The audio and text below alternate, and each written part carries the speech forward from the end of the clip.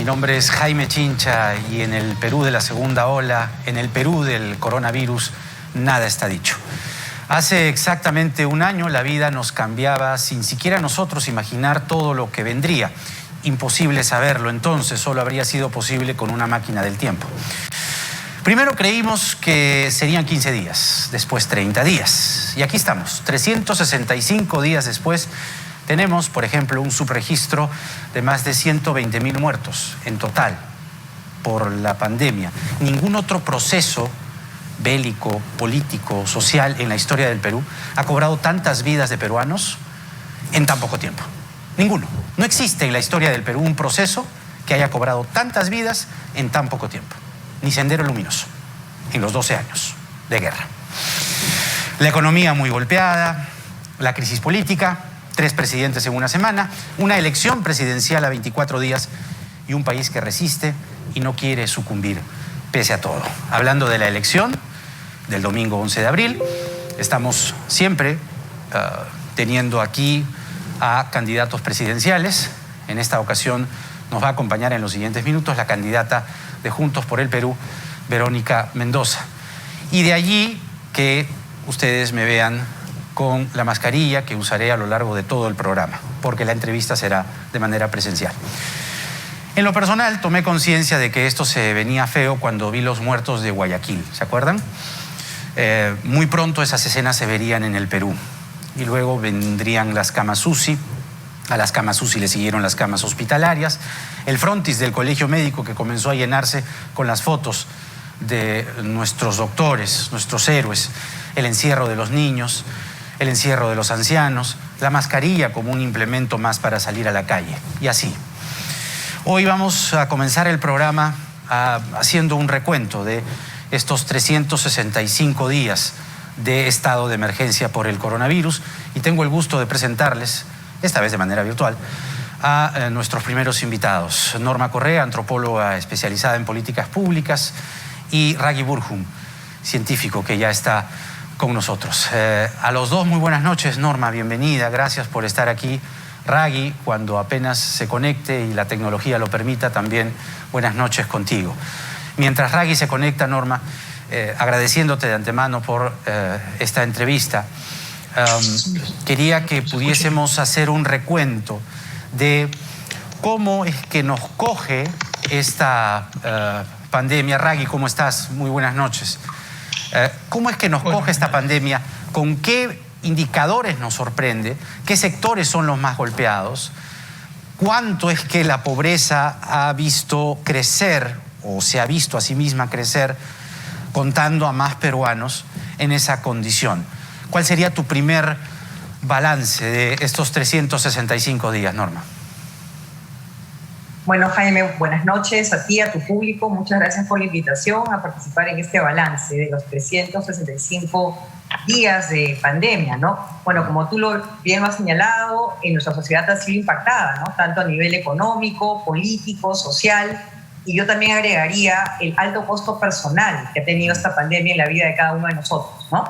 Entonces, yendo, por ejemplo, a los temas de pobreza, que son críticos, ¿no? Sabemos ya sobre la base de estimaciones independientes, ¿no?, realizadas por UNICEF, el Banco Mundial, que estamos enfrentando un retroceso de una década en las cifras de pobreza. Vamos a retroceder a nivel de 2010. Eso quiere decir que por lo menos alrededor de 3.5 millones de peruanos van a caer en pobreza, de los cuales aproximadamente la mitad van a ser niños y adolescentes. ¿Cuántos, perdón? Entonces, ¿cuánto dijiste? ¿Cuántos?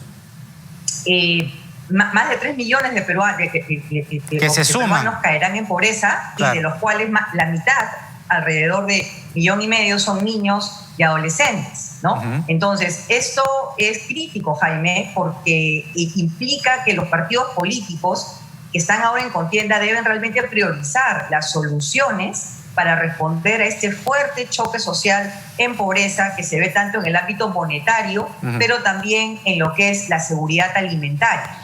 Así es. Ahora, Ragui, a lo largo de estos 365 días, mucho hemos conversado.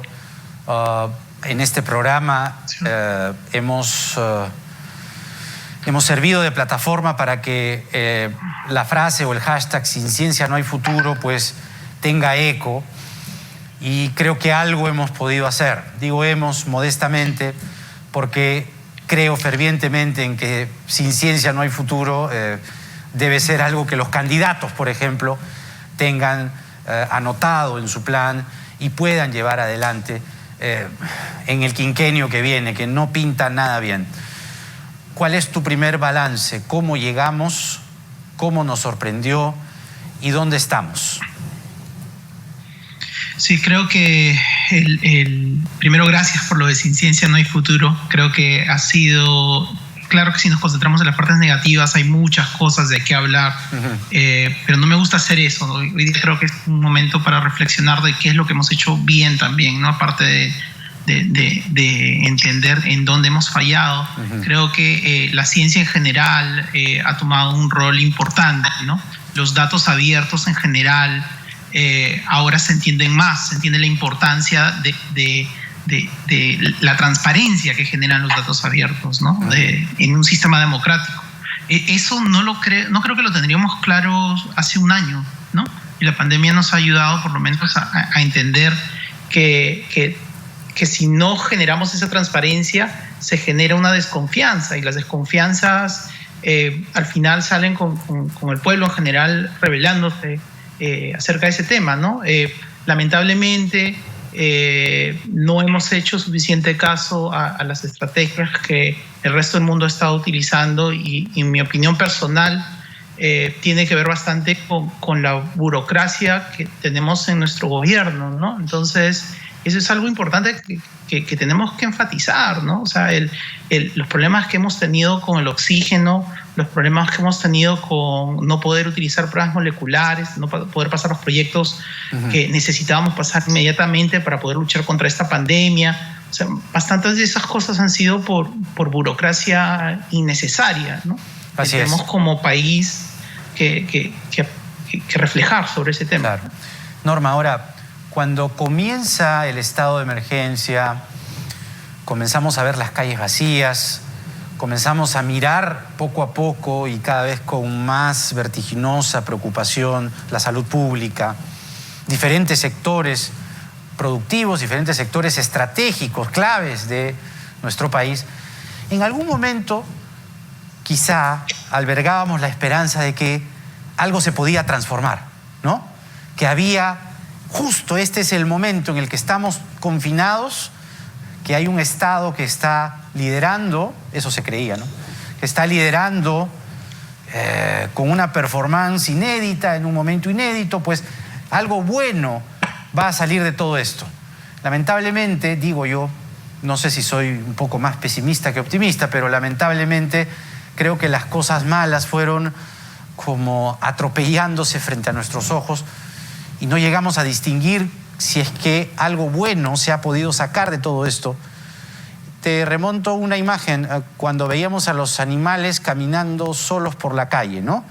Y decíamos, wow, esto es transformador, algo va a pasar. ¿Algo ha pasado? Bueno, yo creo que haces una reflexión muy pertinente porque cuando estábamos en los primeros meses, ¿no? Creo que todos teníamos, digamos, la buena voluntad que esto nos transforme como sociedad, ¿no? Pero hemos pasado pues, por una serie de, vamos a denominar, quiebres de corazón, ¿no? Que nos ha dado la coyuntura, la realidad, y yo creo que los peruanos en sus sentimientos han sentido pues traicionados, ¿no? Pero más allá de eso, yo sí creo que hay una serie de cosas que sí podemos extraer como lección, ¿no? Por ejemplo, yo creo que a estas alturas del partido, cualquier peruano, no importa de qué tendencia política, digamos, participe, le debe quedar claro que necesitas un Estado que funcione, un Estado efectivo, un Estado eficiente, ¿no? Y yo recuerdo al inicio, los primeros meses, el debate era cuánto de nuestros problemas se explican por lo estructural, es decir, por lo que heredamos, por las condiciones previas a la pandemia, y cuánto se explica por lo coyuntural, ¿no? Por la particular naturaleza de este virus y el particular estado de la gestión pública. Yo diría que han sido las dos cosas, y conforme ha ido pasando el tiempo, las fallas de gestión han sido más evidentes. Así que yo creo que una primera lección es que urge fortalecer esa gestión, ¿no? Otra lección tiene que ver con algo muy importante, que es lo que ha pasado en nuestros hogares. Nuestros hogares se convirtieron en colegio, universidad, centro de trabajo, lugar de esparcimiento, hospital. Entonces yo creo que a todos hemos sido cuidados y a todos nos han cuidado. Yo creo que si algo también nos ha tocado es que ahora somos más conscientes de la importancia de estos cuidados para que la sociedad funcione. Yo albergo la esperanza que esto nos lleve a por lo menos generar una mayor sensibilidad sobre los asuntos de la economía del cuidado, la corresponsabilidad en nuestra sociedad. Ragui, yo recuerdo que habrá sido abril, mayo, que comenzabas en este programa a señalar lo pertinente, ¿no? Lo que se debía hacer en la salud pública, que era tomar pruebas, rastreo, ¿no? Confinamiento y cerco, ¿no? Comenzar a justamente trabajar en eso que el primer mundo trabajaba, porque encima teníamos y tenemos todavía, ya viene la tercera ola, por cierto, dicen, es inminente, no se sabe cuándo, pero tenemos este diferido, este delay, esta especie de el futuro en Europa de 3 semanas, con lo cual podíamos ver cómo se podía actuar, cómo se podía acercar. ¿Cuánto se avanzó de eso? Porque, a ver, ha sido, como te digo, mayo aproximadamente, o abril, que comenzabas con esa prédica. ¿Cuánto de esa prédica se ve hoy, un año después?